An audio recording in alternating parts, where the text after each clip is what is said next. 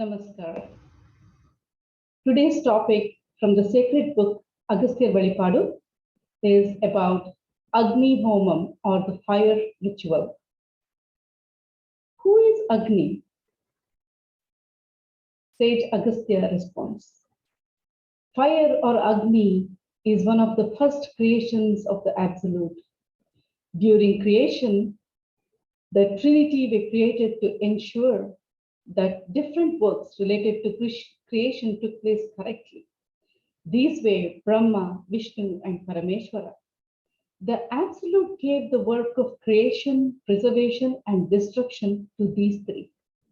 In the same way, he also created the seven rishis, the Saptarishis. They were created to help the different worlds and the gods. In the same way, the sun, moon, water, air, and fire were created for the welfare of the world.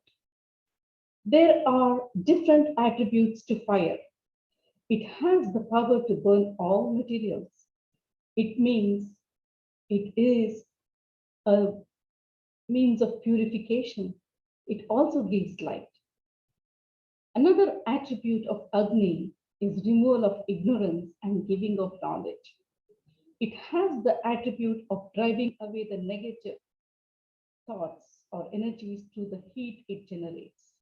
However, there is a difference between Agni and the element of fire, which is Agni. As an element, it is one of the five: earth, space, air, water, and fire. As the element fire, it has the characteristics of Agni. Here, the sage is differentiating between Agni, that was the first of creation, and Agni, the element corresponding to all the matter that is composed of five elements of fire, earth, water, air, and space.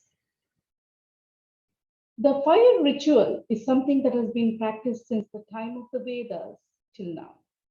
The ritual consists of creating a fire and then offering varied materials into the fire to create smoke.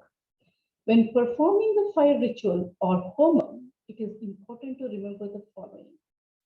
The material used for constructing the altar or the homa kunda to perform the ritual should be made of mud or brass.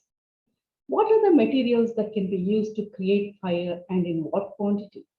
To create fire, the easiest material that can be found is the dry cake made of cow dung.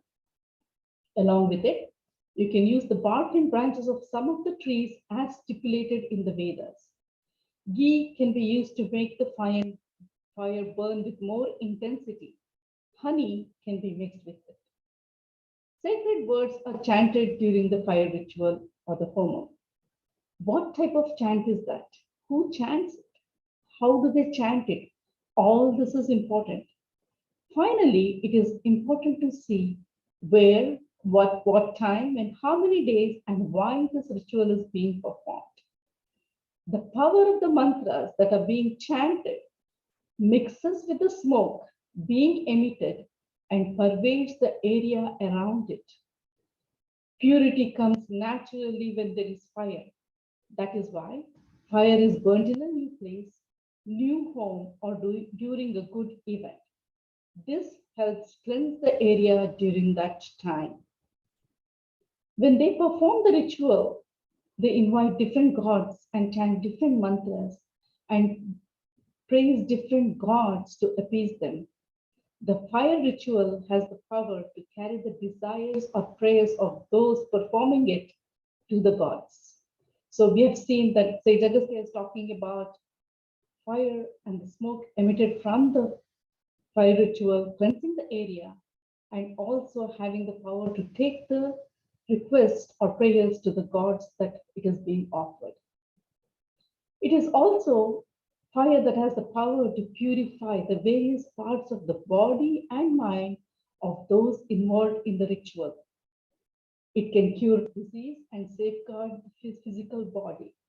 On the other hand, it also cleanses the mind.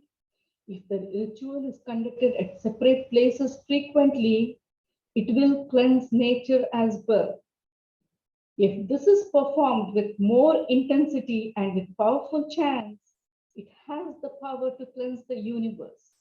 This is a very important information that Sage Agastya has given us, that we should have fire rituals or Agni Homams in various parts of the world per the Vedic stipulations to help cleanse the universe. Our world needs it now. Fire is the witness to righteousness. It is fire that is a witness to that which a person wants to safeguard. It may be taken as a witness to the oath. That is why we invoke the promise as fire is my witness.